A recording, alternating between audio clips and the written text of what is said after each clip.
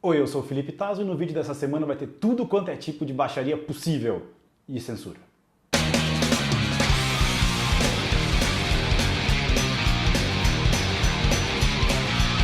Hora da treta, cambada! Vamos sair na porrada? Esse vai ser bonito, eu tô prevendo que o bicho vai pegar hoje, hein?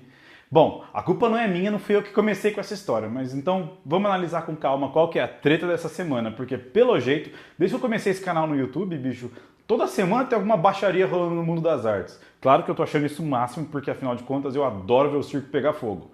Mas vamos ver. Você já deve estar sabendo nessa altura do campeonato que uma exposição chamada Queer Museu, que estava acontecendo no Espaço Cultural do Santo André de Porto Alegre, foi interrompida um mês antes. Essa exposição estava prevista para acontecer de 15 de agosto, meio de agosto, até mais ou menos o meio de outubro, e agora, setembro, 10 de setembro, a exposição foi definitivamente interrompida graças à gritaria de pessoas e grupos mais conservadores, provavelmente chefiados pelo MBL, o movimento dos bobos livres, que pelo jeito não tem nada mais o que fazer da vida. Eu absolutamente sou contra a censura, mas antes da gente entrar nessa seara, vamos entender um pouco mais do que está acontecendo nessa história, para a gente não sair por aí repetindo ideia de idiota igual papagaio por aí, porque olha como tem nego falando besteira por aí no YouTube, no Facebook, etc.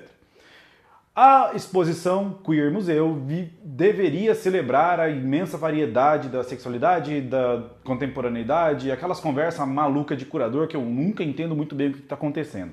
Como eram 270 obras nessa exposição, tinha obra de gente muito foda, como Cândido Portinari, Alfredo Volpi e mais um monte de nome, gente exponente da arte contemporânea brasileira que eu não decorei.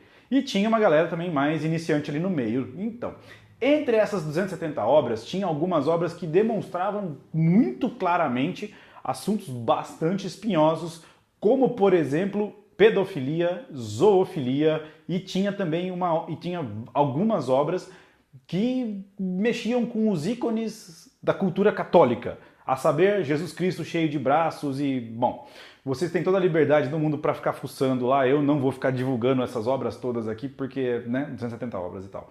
Tem muita coisa legal acontecendo nessa exposição e, claro, tem muita coisa incrivelmente difícil e pesado acontecendo.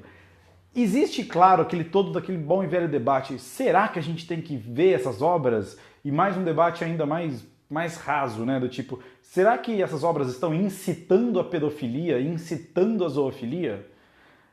E é lógico que, em sã consciência, artistas não iriam para o mundo promover esse tipo de ideologia. Então, provavelmente, essas obras estejam discutindo isso de alguma maneira. E ali, obviamente, tem umas outras discussões mais políticas que passavam pela seara da sexualidade. Então, valeria a pena manter essa obra essa exposição? Acredito que sim, mas vamos progredir no assunto aqui um pouquinho. O MBL promoveu um boicote, ou estimulou um boicote ao Santander, e o que aconteceu foi que o Santander ficou com medo da quantidade de pessoas que estavam ou cancelando contas ou ameaçando cancelar contas e retirou a exposição. Isso não foi necessariamente uma atividade de censura, porque afinal de contas o Santander é um espaço fechado, o Santander é uma empresa fechada, o espaço cultural do Santander em Porto Alegre é um espaço particular e eles têm todo o direito de dizer, bom, eu vou expor este quadro ou este artista, não vou expor este artista. Será que isso quer dizer censura? Bem, não é a primeira vez que isso acontece na história da humanidade, né? E o MBL, nesse escândalo todo, está aí bem uns 500 anos atrasado em ficar escandalizado com essas coisas. Mas as pessoas têm direito de pronunciar-se, têm direito a ter opiniões, e o que as pessoas não têm direito é de estimular a violência e estimular o discurso de ódio. E não, a intolerância nazista não é tolerável. Mas existe o motivo sim para você tolerar esse discurso do que essa obra de arte me ofende, tira ela da parede. Porque afinal de contas faz parte do debate democrático participar do assunto e afinal de contas, em grande parte, se essa gritaria da MBL surgiu, isso necessariamente quer dizer que em grande parte essa obra de arte cumpriu com o seu papel. Afora toda a história da arte, muito mais recentemente, outros episódios atravessando aí o caminho da arte tem acontecido. E eu não vou nem falar sobre a ditadura militar na qual os artistas eram efetivamente censurados. Você escrevia sua obra, submetia ao regime ditatorial militar e eles diziam, olha, isso aqui não vai passar de jeito nenhum, você não tem o direito de gravar isso, você não tem direito de expor isso, você não tem direito de escrever isso. E se você insistisse, era cadeia e choque nas genitálias. Então, sim, isso era ditadura e sim, isso era uma censura. Em maio, mais ou menos, cineastas variados resolveram deixar um festival de cinema chamado CinePE, Cine Pernambuco, porque o festival aceitou 2 filmes. Um deles é o da História da Lava Jato, que está nos cinemas nesse momento, e o outro era a biografia do filósofo conservador Olavo de Carvalho. E aí, os cineastas que não concordavam com as posições defendidas nesses 2 filmes saíram em protesto. Isso foi uma censura? Olha, censura é uma palavra muito ampla e ela tem significados vagos de interromper a pessoa e inibir o conhecimento ou algo assim. Mas a gente já pode começar a criar uma certa diferenciação para a nossa sobrevivência no mundo das artes neste momento. E essa diferenciação tem que ser bem racional neste momento. O Santander tem o direito de utilizar aquelas obras através de um projeto de lei de incentivo, ok. Tem o direito de deixar de utilizá-las, ok, tá bom, então nós não queremos mais aqui no nosso espaço. Não sei se isso qualifica como censura, porque afinal de contas o Santander é uma instituição privada. O CinePE é um festival aberto, então as pessoas têm direito de participar ou não participar. O que esses cineastas que deixaram o festival fizeram foi, eu não quero participar, eu não quero estar associado com esse outro cineasta. Saiu. Esses cineastas saindo exerceram censura? Não.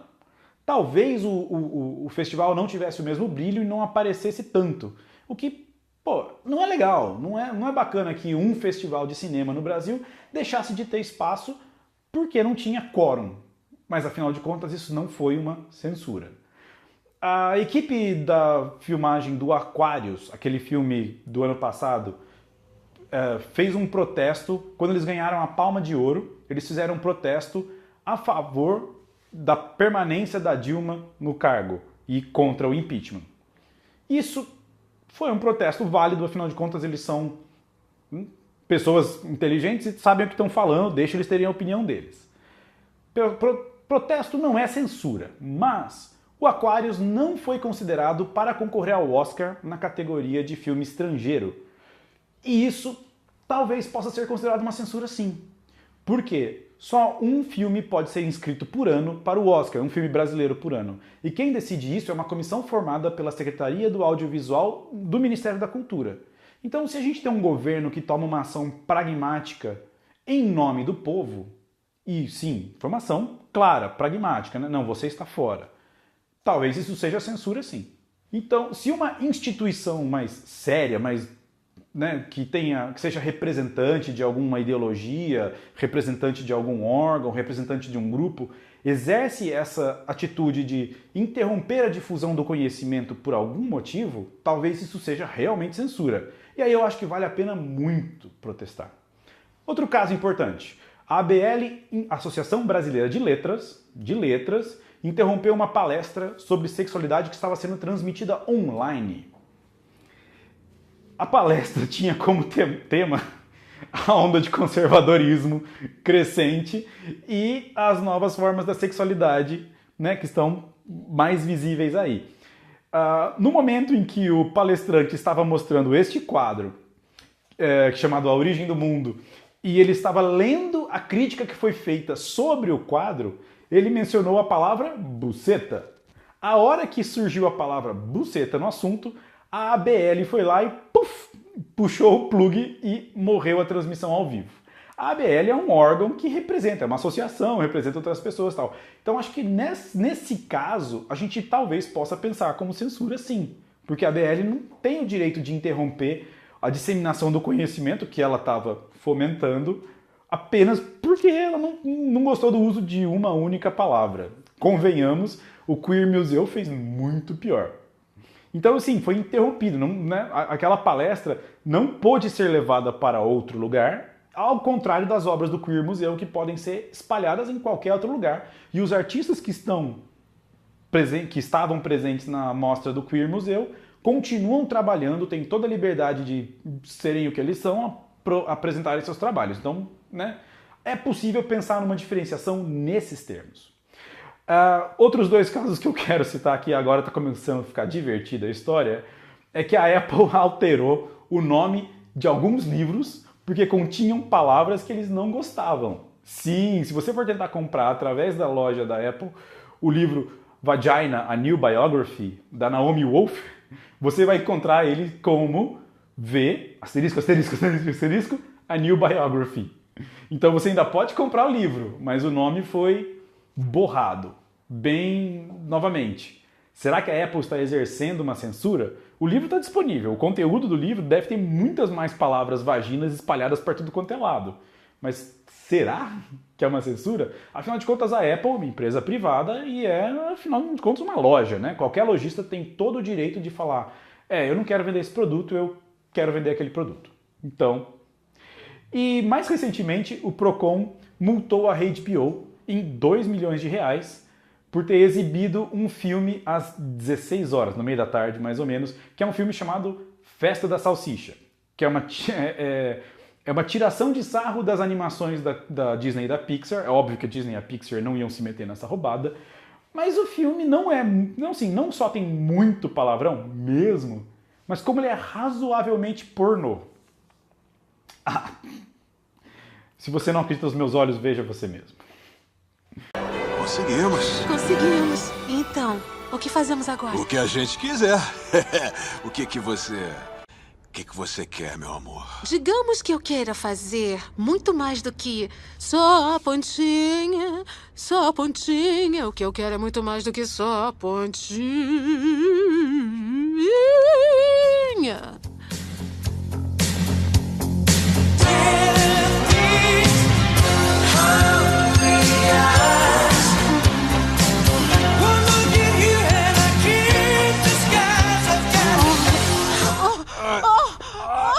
Eu tô vendo esse negócio, eu tô me sentindo tão dividido. Como é que eu devo me sentir, hein? Então não fique só olhando. Opa, o que você tá fazendo, rapaz? É que eu fiquei sabendo que não vou ter nenhuma garrafa de azeite extra virgem por toda a eternidade. Então, talvez... Você sabe, né? Então manda ver, me dá um beijo gostoso na boca. Você quer me beijar, seu safado? Eu vou te contar um segredinho. Eu vou te comer com força por trás. Beija aí.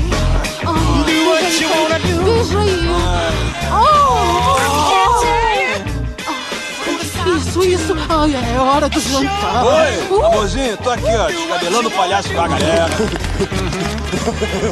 Agora eu vou mostrar pra você a posição mamãe e mamãe. Não é? Não é? É muito sujo. E aí a HBO veiculou isso às 4 da tarde e tomou uma multa do Procon, porque crianças podem assistir e tal, então faz algum sentido. O filme continuou sendo exibido após as 10 horas da noite e também ninguém disse que o filme é tão imoral e que merecia ser queimado numa fogueira.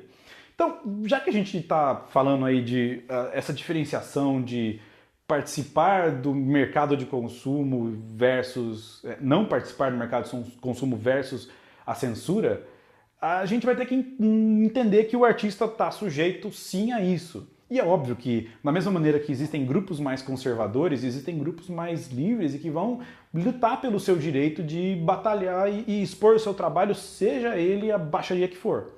E cá pra nós, né? A arte tem muita importância em romper barreiras, inclusive da moral e dos bons costumes. Então, você vai ter que aprender a lidar com o fato de que o público agora é uma parte integrante do seu trabalho. Então, se o seu trabalho não agradar uma parcela muito grande do público, você provavelmente vai ter dificuldade em exercer o seu trabalho artístico. E se o seu trabalho ofender uma parte muito grande do público, aí você está correndo o sério risco de que uma empresa como o Santander, como a Apple, como a HBO, não queiram estar associados a você, já que você causa um dano de relações públicas desse naipe. Isso é uma onda de conservadorismo nova? Não. Definitivamente não existe estatística para comprovar, mas não tem como a gente achar que as pessoas estão ficando progressivamente mais conservadoras, dada a evolução das artes, dada a evolução da ciência, da tecnologia, a disseminação da informação. Você jura que você acha que uma pessoa hoje, média, é mais conservadora, ou a população média é mais conservadora do que os anos 50, ou os anos 30, ou em 1700? Não faz muito sentido isso na minha cabeça. O que faz todo o sentido é que as pessoas conservadoras estão encontrando nas redes sociais voz, e espaço para se agrupar, para discutir suas ideias e para tomar corpo, que é exatamente a mesma coisa que acontece com as pessoas que são menos conservadoras, mais liberais. Também estão se encontrando. Que por um acaso é uma coisa fantástica que acontece com o artista.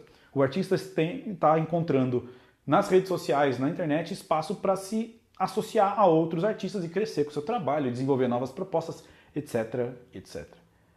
Vale a pena você se preocupar com os grupos conservadores ou com os grupos incrivelmente liberais? Não. Faça o seu trabalho, seja ele qual for. Quebre barreiras, destrua fronteiras, faça o que você fizer. Agora, esteja pronto que na sua trajetória você vai precisar de apoio de algumas instituições. Por exemplo, a Apple para vender o seu livro, ou música, por exemplo, os espaços culturais patrocinados pelos bancos, que são quem tem mais dinheiro para espaços culturais. Essas empresas vão entrar em pânico se o seu trabalho for associado à marca deles e eles forem xingados nas redes sociais. Então, sim, as grandes empresas vão acabar sendo chapa branca. E aí não tem o que gritar, não tem como discutir, é o que é. Porque esse é o mercado da produção cultural. As instituições que têm pessoas idiotas dentro, como por exemplo a ABL ou então a Secretaria do Audiovisual, vale a pena a gente gritar, brigar, porque afinal de contas eles são representantes do povo e como representantes de alguma classe, alguma associação, alguma atividade democrática, eles têm obrigação de prezar pela liberdade, pela nossa liberdade. Então, em sabendo essas diferenças, a gente consegue se entender um pouco melhor.